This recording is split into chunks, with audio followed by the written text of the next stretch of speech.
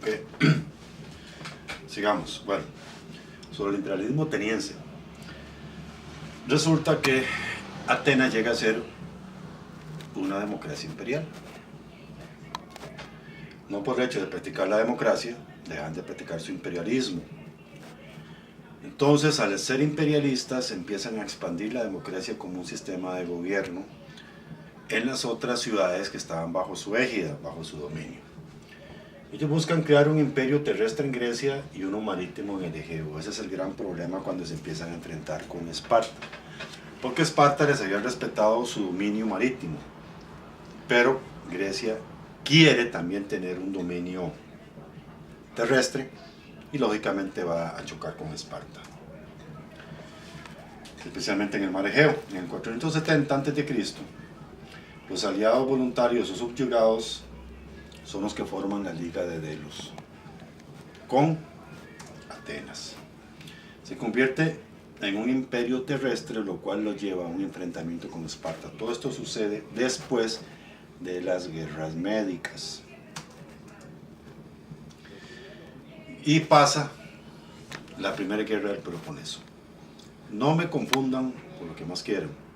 Las guerras médicas con las guerras del Peloponeso. Fueron 3 guerras en ambos casos. Las guerras médicas fue primero Atenas contra los persas. Segundo, Esparta en primera instancia, después los demás griegos contra los persas. Tercero, todos los griegos contra los persas. La guerra del Peloponeso es una guerra que se da entre Esparta, sus aliados, y Atenas y sus aliados. Es cuando ya se habían formado la Liga de Delos y la Liga del Peloponeso. La primera se da entre el 460 al 445 a.C. Esparta gana. Vamos a obviar detalles porque si no aquí vamos a orar horas de horas. El imperio terrestre ateniense se desintegra.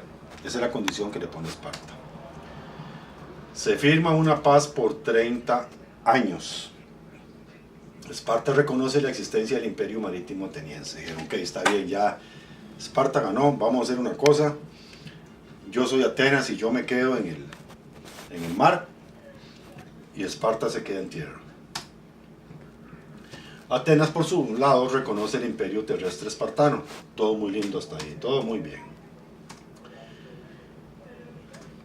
En la segunda guerra del Peloponeso, recordemos de que dijo Platón que la guerra era algo innato a los griegos. Ellos lo llevan en la sangre. Entonces esa paz no podía durar mucho tiempo. Entonces Esparta forma la Liga del Peloponeso, que es la terrestre, y Atenas lidera la Liga de Delos, que es la marítima. Reitero. Tucídides desarrolla una preocupación en Esparta por el poderío naval ateniense. Dice, no, pero ¿qué es esto? ¿Cómo es posible que los dejemos que sigan siendo tan poderosos? ¿Nos pueden atacar? Resulta que 2 de las poleis aliadas de Esparta eran Corinto y Megara. Pertenecían a la Liga del Peloponeso. Entonces Esparta empieza a provocar la guerra. Le dice a Corinto y Megara que empiezan a atacar a Atenas. Entonces Atenas lógicamente se defiende y esa es la excusa para iniciar la segunda guerra del Peloponeso. Esparta le da un ultimátum al general Pericles de Atenas, que este rechaza. Dice que no, que si quieren guerra, pues van a tener guerra. Eso fue en el año 431 a.C. Vean que la paz no duró ni si acaso 1 año, 2 años. Atenas es devastada por una plaga en el segundo año de guerra. Ese es el gran problema. Resulta que Atenas, de nuevo, apoyado en su marina, se va para la isla de Salamina. Y como tenía una marina tan poderosa, no tenía problema en estar atacando a Esparta. Pero resulta que ellos importaban los alimentos. Los traían de otras ciudades de Europa. Y con los alimentos, con el trigo, la cebada, todo eso, venían ratas. Y con las ratas venía la peste bubónica, venía el tifus, venía un montón de enfermedades. Y como ellos estaban en una isla, no tenían para dónde ir, y queda completamente devastada. Y lamentablemente no era solo eso, sino que también muere Pericles. Murió la cabeza pensante, el general victorioso. En lugar de él, nombran a Cleón.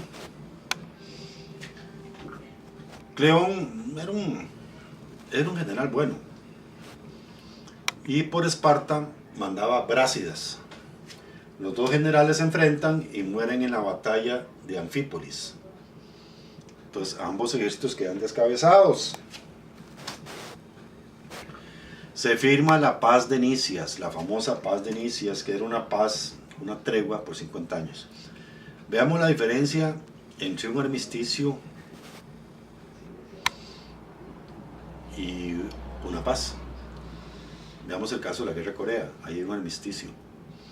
En la crisis de Suez del año 55, Gamal Abdel Nasser prohíbe el paso de los buques israelíes en el canal de Suez, aduciendo que en la guerra de independencia de Israel se había firmado un armisticio, no la paz. Por lo tanto, técnicamente estaban en guerra. Y esa fue la excusa que Israel necesitó para bombardearlos y todo el desmadre que hizo. Igual en la guerra de los 6 días y después en la guerra de Yom Kippur. En Corea ese es el problema que hay. En Panmunjom, en el paralelo 38, lo que hay son misiones que supervisan el armisticio. La paz no está firmada. Técnicamente están en guerra. O todavía siguen en guerra. Vamos a ver en qué para eso. Bueno, entonces se firma una tregua de 50 años. Y a los 6 años, de nuevo se rompe. Y pasamos de la segunda a la tercera guerra del Peloponeso. En Atenas nombran a un inepto que se llamaba Alcibíades, que era sobrino de Pericles. Pensaron que por ser sobrino de Pericles era tan bueno como él. Era un tipo débil, imprudente, egoísta, inútil, incapaz, inepto.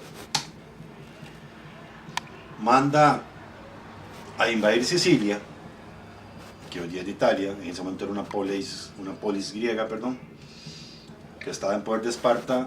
Fracasa, mueren miles de soldados, entonces es destituido. Y al ser destituido, se convierte en otro fiartés. Huye a Esparta y traiciona a Atenas. Ese es otro considerado un gran traidor en Grecia. Bueno,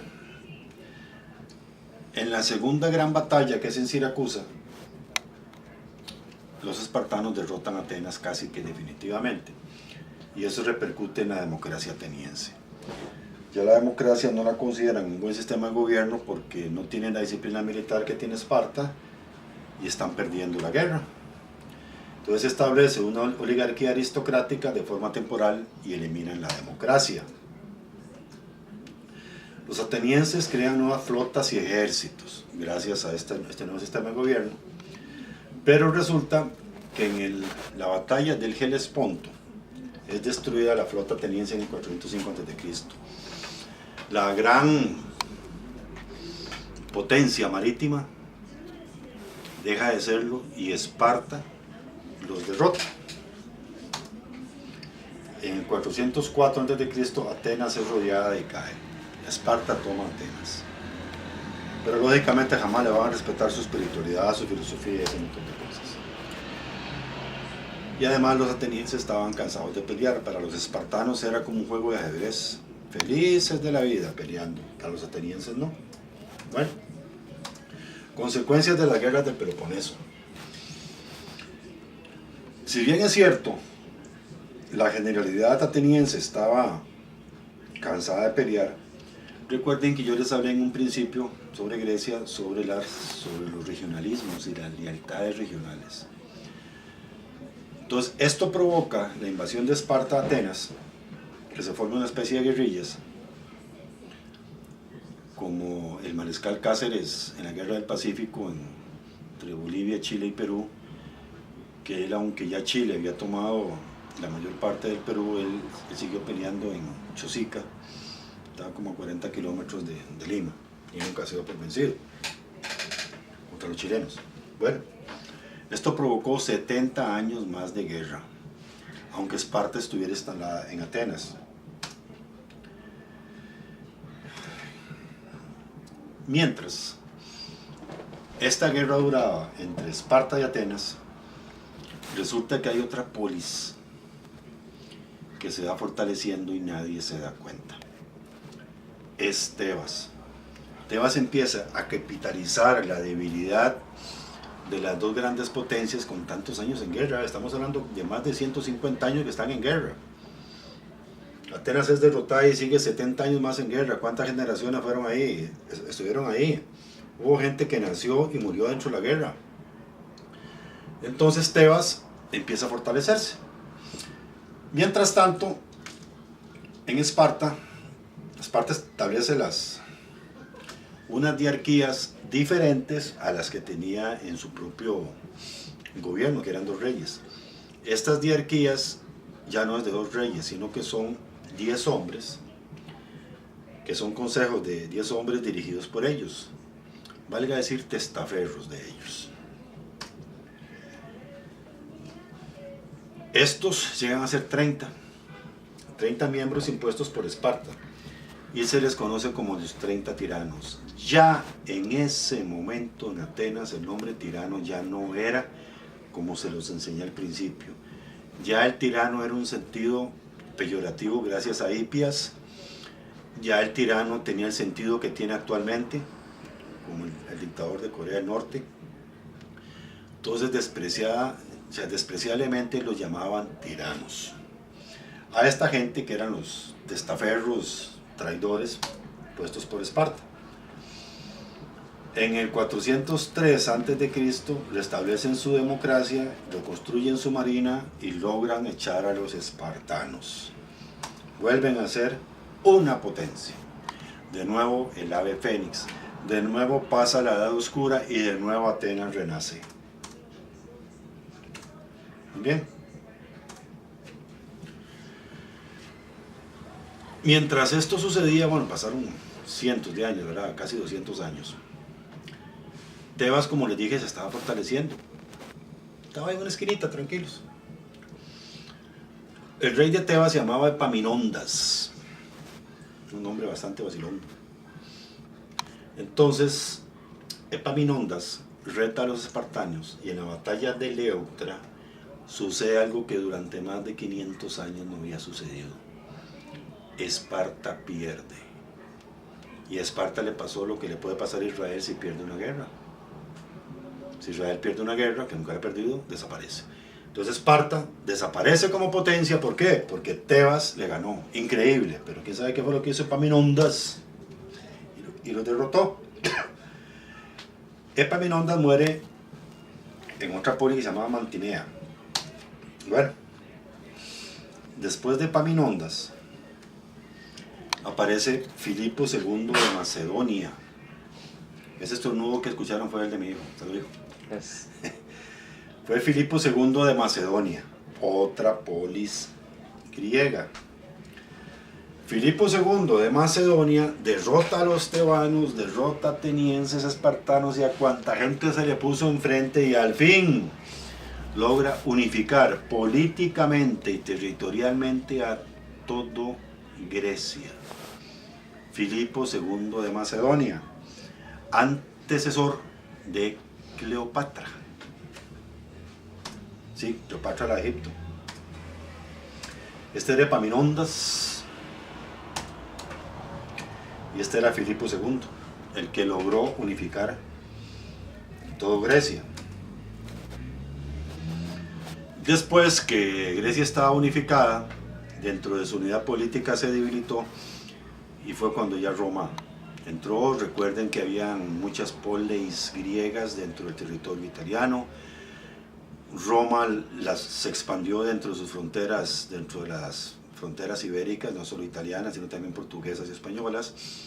Va tomando Sicilia y otras ciudades griegas, y hasta que ya logra tomar toda Grecia y se da ese intercambio de culturas donde Roma le copia toda Grecia. Bueno, ¿por qué voy a hablar de Heródoto algo muy rápido? Porque Heródoto se le conoce como el padre de la historia. Heródoto era dorio, de la polis de Halicarnaso.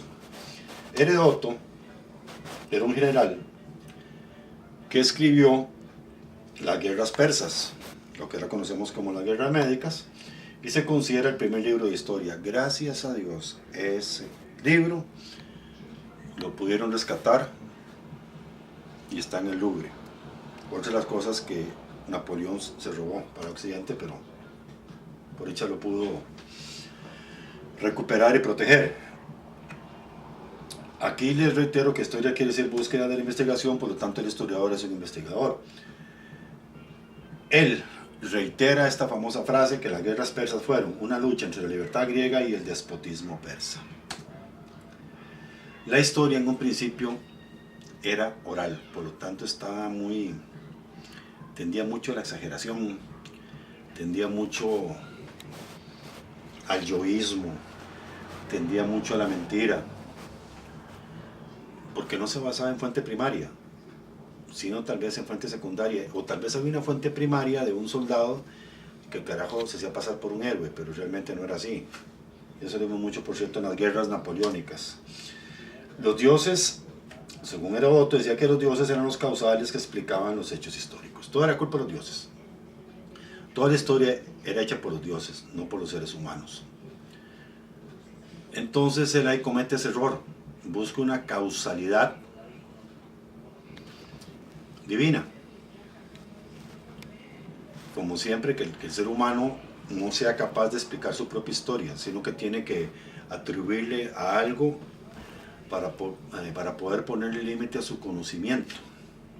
Lo que hablamos de los fenómenos, que eran inexplicables para ellos. A su vez, después de Heródoto aparece Tucídides.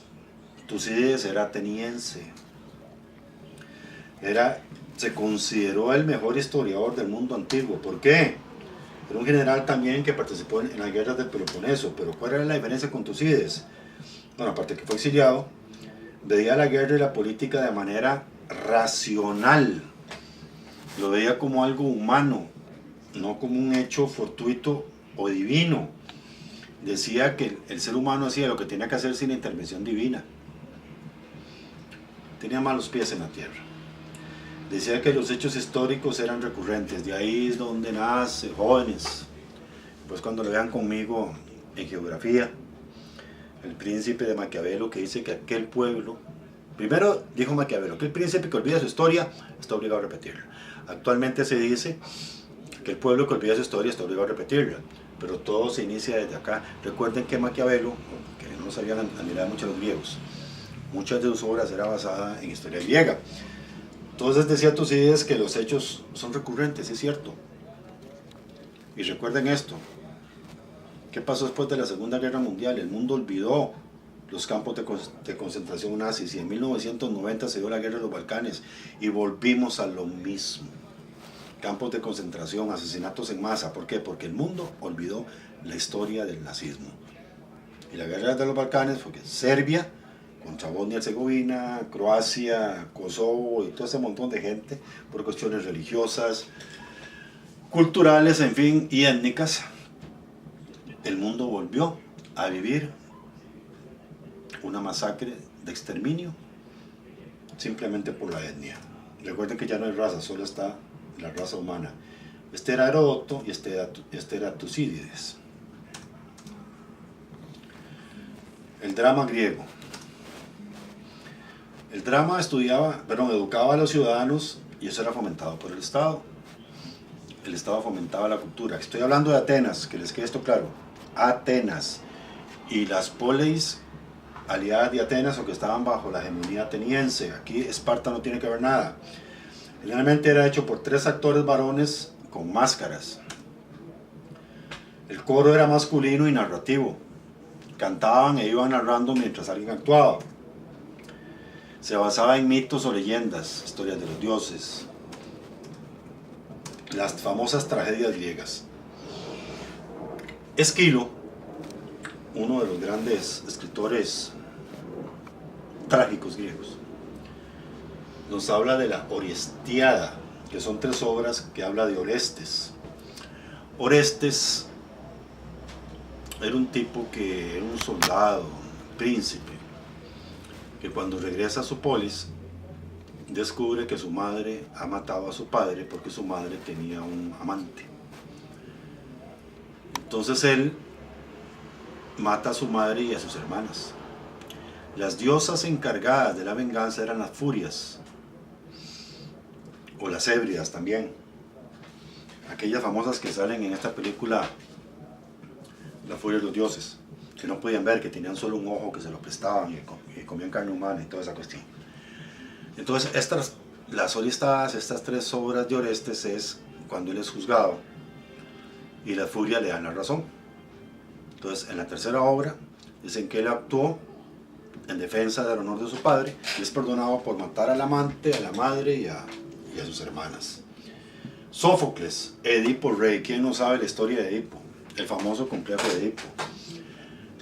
Para los que no lo saben, Edipo había sido profetizado como que iba a matar a su padre. Entonces su padre lo abandonó y lo colgó de un árbol. Edipo en griego quiere decir colgado, colgado de los pies. Entonces un campesino lo encontró colgado de los pies, lo salvó y con los años Edipo se hizo un gran guerrero. Escuchó, creo que en el reino de Triasia era. No me hagan mucho caso en el nombre porque yo tampoco soy una computadora y se me va. Los dioses estaban azotando ese reino con la esfinge, esa que está en Egipto, que tiene cabeza de león, cuerpo de león y cabeza humana, con un acertijo. Si se lo resolvían, ella se iba y el caminante pasaba, si no se lo comía. El acertijo era cuál es el animal que cuando nace camina en 4 patas, cuando crece en 2 y cuando es anciano en 3. Edipo llega y le dice, es el ser humano. Cuando nace gatea, cuando es joven camina en 2 y cuando es viejo camina con un bastón. Cuando le resolvió el acertijo, a la esfinge le dio tanta cólera que se tiró por un risco. Bueno, entonces ya Edipo es considerado un héroe. Después, por otras circunstancias, mata a su padre. Parece que lo confunden con una cacería o no sé, algo así, por ahí va. Entonces Yocasta es la madre. Entonces Yocasta se casa con él sin saber que es su madre. Y de ahí viene el nombre de complejo de Edipo, enamorado de la madre. Edipo Rey, después ya él se saca los ojos y es acompañado por sus hijos. Yocasta se suicida, toda la cuestión. Esas son las famosas tragedias griegas, de las que todavía quedan vigentes. Eurípides, las bacantes. Las bacantes viene del nombre Baco. En Roma, cuando hacían esas orgías famosas, se llamaban bacanales. Era peor que una orgía. Las bacantes son cuando las mujeres se reúnen a rendirle culto a Baco y exageraron mucho más de lo que realmente hacían con lo que hacían. Bueno, Eurípides describe la fiesta de las bacantes. Eurípides defenderse a la guerra como símbolo glorioso. Un griego diciendo que la guerra era algo que no era, que era normal, o sea, que era algo injusto, porque compadece a las mujeres y los niños, que son los que padecen la guerra. También decía que el ser humano es libre pero limitado por los dioses. De nuevo mete a los dioses. Este era Esquilo, Sófocles y Eurípides. Vamos a leer una frase de Sófocles que decía: al hombre perverso se le conoce en un solo día. Para conocer al hombre justo hace falta más tiempo.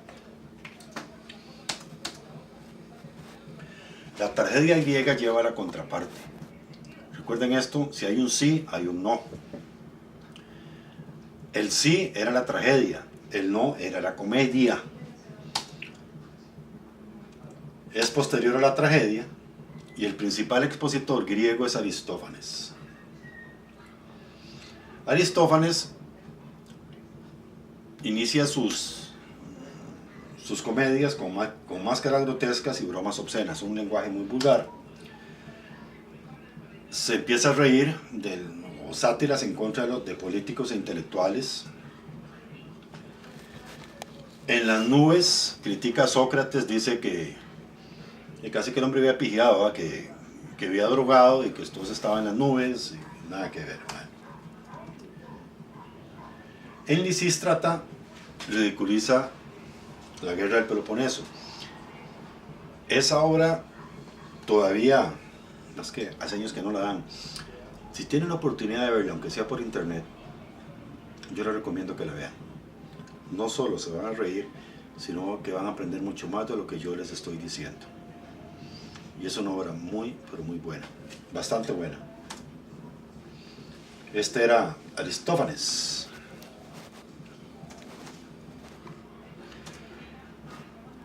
El ideal clásico griego. Yo les hablé sobre el Maat egipcio, ¿recuerdan? Bueno, el ideal clásico griego se llamaba el arete. El arete significa para ellos era que tenían que expresar ideales eternos que sobrepasaban la comprensión del ser humano. Aquí es cuando empieza la filosofía, aquí es cuando la chancha tuerce el rabo. Así que voy a hablar más duro y más despacio. El tema central de su ideal clásico es el ser humano, diferente Esparta, basado en la razón, la moderación, la simetría, el equilibrio y la armonía de todas las cosas. Respeto para que me respeten. Su arquitectura, los templos, como el Partenón dedicado a Atenea, es parte de ese ideal clásico. Así estaba el Partenón, completo, hasta la guerra greco-turca, hacia 1890-95 más o menos. El Partenón era una de las 7 maravillas del mundo antiguo, completo, estaba mejor que las pirámides, hasta que los turcos se vieron rodeados por los griegos, entonces en venganza se lo volaron. Y actualmente estaba tan bien hecho que resistió, pero como lo ven ahora, así quebrado y todo, es por esa explosión de los hijos de Alá. Ok, la parte principal de la cultura ateniense. Amor al conocimiento. Filosofía quiere decir amor al conocimiento. La filosofía es la madre de todas las ciencias, por lo tanto los griegos son los padres de la ciencia. La ciencia es una invención griega. Ciencia, entiéndase ciencias sociales, ciencias exactas, ciencias naturales, lo que ustedes quieran. Toda esa invención de los griegos. Se basa en el pensamiento crítico y racional con respecto a la naturaleza del universo. Todo tiene su explicación científica. Ellos fueron los que empezaron a explicar lo que en ese momento se conocía como fenómenos naturales. Arquímedes, que aquí no lo vamos a ver, pero es un ejemplo. ¿Qué decía la ley de Arquímedes? Un cuerpo inmerso en el agua desplaza por su propio peso y volumen al agua. Y eso todavía se utiliza. Arquímedes inventó las granadas. Arquímedes, un químico, bueno, increíble. Pero todo lo pensaba en la ciencia tal y como debe ser. Explicar la divinidad y su relación con las almas. También creían en la divinidad, creían en el alma. ¿Cómo era que se decía en los egipcios el alma? Ka. A ellos aquí simplemente le decían alma. El amor al conocimiento lo llevaba al desarrollo del conocimiento y las libertades individuales. Los espartanos no pensaban así. El ser humano libre es el ser humano que sabe, el que conoce. La ignorancia es una esclavitud, la ignorancia es una cadena. Buscaban explicar el universo basados en el principio de la unidad. Todos somos uno, todo tiene su razón de ser. Todo está basado en la vida. Animales, insectos, seres humanos que pertenecemos a los animales, plantas, todos estamos unidos por la vida. Según ellos, todo tiene vida. Todo es parte de la unidad del universo. Ellos tenían academias para esto. Aquí viene de nuevo la explicación social, sexual de ellos. Ellos consideraban que el alumno, que era el amado, y el profesor el amante, el alumno tenía que pagarle al profesor con su cuerpo, sus enseñanzas. Era parte de esa espiritualidad. para ellos no era homosexualismo, para ellos eso no era malo. Los romanos en un principio rechazaron eso y después lo aceptaron a tal grado que vean que el imperio se cayó. Aquí está lo que les repetí, la ciencia es una invención griega. Bueno, vamos a estudiar uno a uno para ya casi finalizando esto. Vamos a hablar de los principales filósofos. Si nos podemos hablar de todos, jóvenes, olvídense. Ya les eliminé a Anaximandro, eliminé a Arquímedes, pero vamos a hablar de Tales de Mileto. Tales de Mileto era filósofo, astrónomo y matemático. ¿Cuál es la diferencia entre los filósofos, ellos, de la antigüedad y los actuales? Como eran filósofos, amaban el conocimiento, y no eran solo filósofos. Eran científicos en toda la expresión de la palabra. Médicos, matemáticos, astrónomos, biólogos, de todo.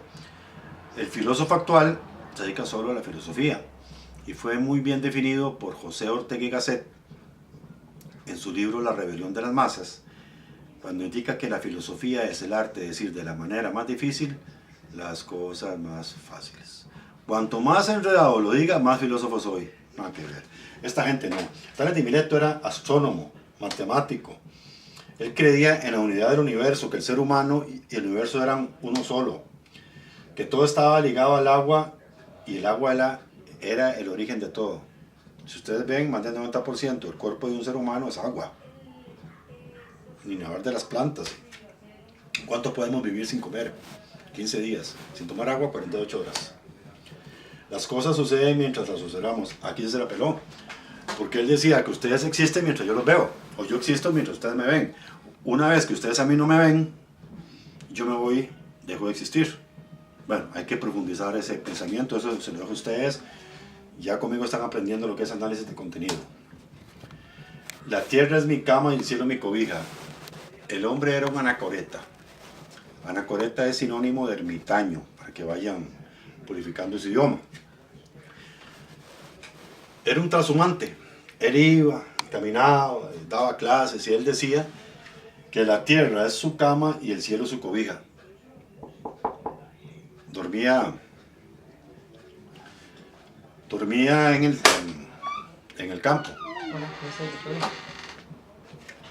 Corte. Corte un momento.